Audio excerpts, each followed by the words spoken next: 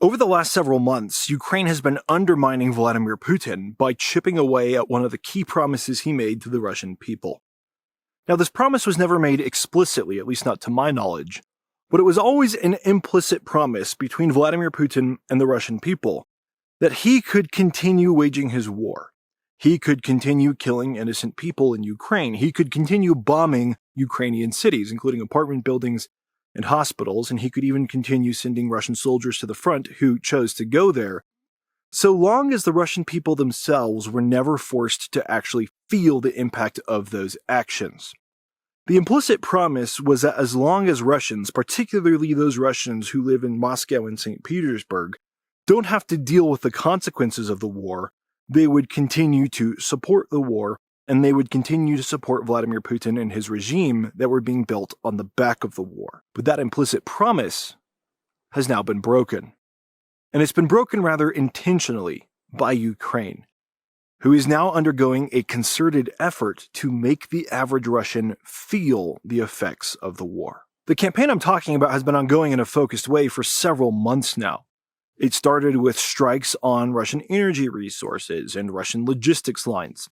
It also included Ukrainian drones swarming around Russian airports and Ukrainian hacks of Russian airport software, grounding flights in Russia and making average citizens feel stuck knowing that it was because of Russia's war against Ukraine. Now, in recent days, Ukraine has ramped up these attacks in several ways, especially since they have introduced their new Flamingo cruise missile into the mix, something that they haven't used at widespread scale yet, but something that is already affecting Russian strategy, because the mere fact that it could be used is forcing Russia to relocate air defense systems around critical targets.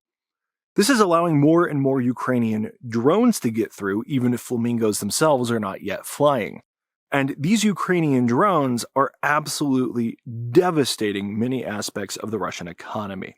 They are devastating most famously Russian oil refineries and oil storage depots and oil delivery mechanisms, causing massive energy shortages, massive gasoline shortages throughout much of Russia, shortages that are only going to get worse as Russia is now about to enter into the famous Russian winter. These energy shortages will obviously impact the Russian citizenry directly, as they will not be able to drive their vehicles and they will not be able to heat their homes. But also indirectly, this is going to have a massive impact on the average Russian citizen. Because without the ability for people to drive to work, without the ability for people to get enough energy in general, there will also be more widespread economic impacts, and energy shortages often lead to things like food shortages and other knock-on effects. This is all very interesting, because it means really for the first time in a widespread way, the average Russian citizen is actually feeling the impacts of the war against Ukraine, now several years into the war when a lot of people are already getting tired of it. But this is just one side of the equation. These people may eventually become frustrated enough to no longer want to support Vladimir Putin, and even if they don't rise up to overthrow him, they will no longer want to fight in his military, not for any amount of money. But even despite all of this, assuming no impacts on the Russian citizenry, or assuming that the impacts on the Russian citizenry don't lead to any more impacts further up the chain, these same strikes are also having a massive impact on the Russian military directly, and in fact, Russia is now losing the ability to wage war. Already during the summer months of this year, long before they announced their Flamingo cruise missile, Ukraine has been doing a phenomenal job limiting or even eliminating the Russian military's ability to actually fight. And they've done this in several ways, but all around the same underlying strategy. Take advantage of gaps in Russian air defense to strike at more Russian military targets. And they're hitting a wide category of Russian military targets, and increasingly, these aren't traditional military targets in the sense of actual fortifications, but they're targets that are even more effective. They are the targets that are actually creating the weapons that are sending materials to the front lines that Russian soldiers fight with. And Ukraine has had a knack for picking the most impactful facilities and taking them offline. Let's just use drones as one example, because drones are obviously the most important thing on the Russian front lines today, just as they're the most important thing on the Ukrainian front lines. Without drones, the Russian military really cannot move, and in fact, they find themselves in a vulnerable position where the Ukrainian military might actually be able to move against them. And Ukraine has understood this, and rather than trying to fight the drones on the front lines, Ukraine has been attacking the drones in the rear in a very, very effective way. Ukraine has, for example, attacked Russian electronics facilities that are critical to developing the drones themselves. Ukraine has also been attacking chemical facilities that are critical to actually creating the explosives that the drones carry. And on top of targets like this, Ukraine has been attacking Russian supply lines and logistics, rail depots and things like that, to prevent Russia from being able to deliver supplies even if they can create them in the first place. These are all things that Russia can recover from potentially in the long term, but it does take out Russia's ability for production in the short term. And that not only impacts the future of Russian warfare, it impacts what Russian warfare does today. Because the soldiers on the front lines know that there is a drone shortage at home and they are not likely to be resupplied. They are far less likely to use the supplies that they actually have today to try to push forward. And it's in this way that Ukraine has largely paused Russian advances as far as the Russian summer offensive goes. And this is a large reason why Russia has not been able to make meaningful progress on the battlefield this year, on top of the problems that they already had. Now, these developments are, of course, bad enough for Russia on their own, but of course, they don't exist in a vacuum. Instead, these are merely the latest developments in a war of attrition that Russia is actively losing, where Ukraine has already effectively eliminated other categories of Russian equipment, and now they have moved on to the more long-range stuff. Early on in the war, we used to talk a lot about Ukrainian drones destroying Russian tanks and armored vehicles. Ukraine would literally spend thousands of dollars to destroy millions of dollars worth of Russian equipment. But we don't really hear those stories very much today, and it's not because Ukrainian drones have gotten worse. Instead, it's because Russia has effectively run out of tanks and run out of armored vehicles. Of course, they still have some, and they still produce some, but they do not have sufficient numbers to actually use those assets in an effective way. Early on in the war, we saw that the only way Russia could be effective with those assets was by massing up a huge amount of them and basically hoping that just a couple would get through the Ukrainian artillery and Ukrainian drones. Russia quickly ran out of the modern stuff, and then they moved to the stuff that was kept in the Soviet-era stockpiles because they clearly were not prepared for the war that they were actually fighting. And as Russia has run out of that armor, and they no longer have the ability to successfully break through the Ukrainian front lines with that, they have tried to shift to these new tactics where they are no longer really making progress on the front lines, but instead they are trying to shift to tactics that are terrorizing Ukraine more and more, attacking Ukrainian cities as often, if not more often, than they attack Ukrainian military targets. To a very large degree, then, it would not be inaccurate to say that Russia has already lost their ability to wage war in the traditional sense. And now they are attempting tactics that are aimed at getting the Ukrainians to get sick of the war and getting the Ukrainians to surrender. It's a lot like the firebombing that we saw from both sides in World War II, where we'll either bomb London or we'll bomb Berlin or other cities with the hope that we can wear down the will of the people to fight and achieve victory that way, or at least support victory that way. Of course, we know that on neither side was the firebombing alone effective at actually causing them to win the war.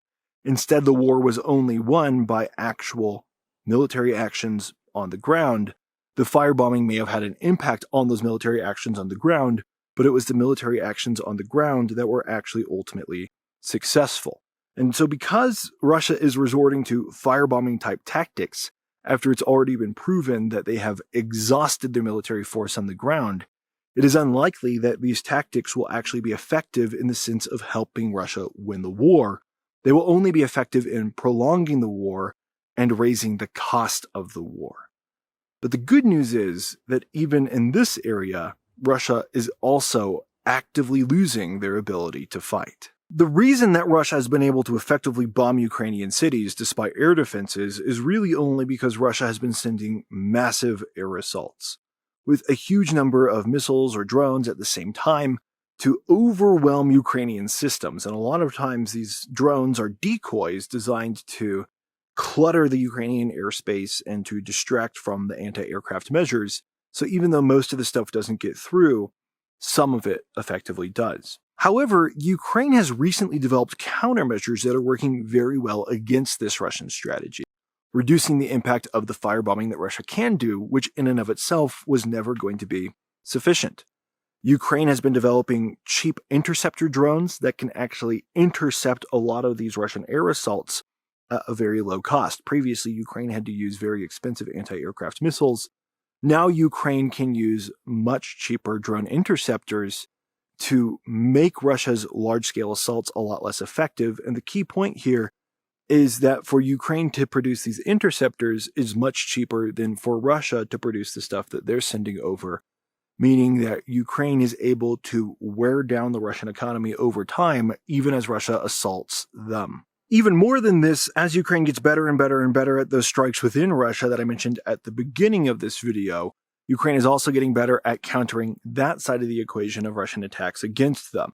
Because if they are able to take out the facilities that produce the drones and the facilities that produce the explosives, that is going to limit the amount of assaults that Russia can send against them in the first place. The key difference between these strategies is that Russia is basically trying to firebomb Ukrainian citizens to get the people to surrender, to break their will to fight. Whereas Ukraine is actively striking military targets within Russia, or at least infrastructure targets that have an effect on Russia's ability to fight. Ukraine is actively, over time, degrading Russia's ability to continue fighting. Russia is trying to throw a Hail Mary to get Ukraine to actually negotiate with them, because Russia knows that a negotiation with Ukraine, where Ukraine gives them concessions for free, is the only way they're actually going to win the war at this point. Another key difference between Ukrainian air assaults and Russian air assaults is the different natures of the two countries. Compared to Russia, Ukraine is a much smaller country, and it is much easier to control its airspace, especially coming over their border. Russia, on their hand, though, is a massive country with a huge amount of targets, and that spreads Russia's limited air defense much more thinly than Ukraine's air defense is spread. And that means that Russia does not have nearly as many countermeasures as Ukraine does, but also that Russia has a far larger array of undefended targets that Ukraine can basically select from at their own choosing. For all of these reasons and more, as this war progresses, the war is getting deadlier for Russia and safer for Ukraine. Every day that passes with the war, Ukraine is getting better at countering Russia's strategies, and they are getting better at destroying what Russia has left of Russian military equipment. Russia, for their part, is not getting more effective at what they do against Ukraine. The only reason that they are causing destruction now is because they have shifted their focus from military targets to civilian targets. That will change over time. Ukraine will get better at protecting its civilians over time. They are already doing so. They have already done so. As the war drags on, the advantages continue to accumulate to Ukraine, the disadvantages continue to accumulate to Russia, and eventually it will reach a breaking point. Russia does not have the ability to break through the Ukrainian lines anymore. I confidently believe that. What Ukraine needs now is to continue fighting, and what the Western world needs to do is to recognize that and give Ukraine what it needs to continue doing that for as long as possible. Because as long as Ukraine is supported, they will not lose. And honestly, at this point, even if Ukraine is not supported, they might have the ability to defeat Russia on their own. Although that will cost a lot more lives. Why would we cost more lives than are necessary when we could just support them? I believe it was Sun Tzu who said that he had seen many people lose wars quickly, but he had never seen anybody win a war slowly. Russia is trying to convince the world that they are slowly winning their war against Ukraine. That does not make any sense. It does not make any sense that Russia is somehow getting closer to victory when already at this point in the war, through several different phases, they have lost their ability to fight and have had to switch to new methods of attack that they have then ultimately lost or are in the process of losing. Russia is a paper tiger. That has already been exposed. Ukraine, apparently, has always had a whole lot more going for it than anybody in the world ever gave him credit for.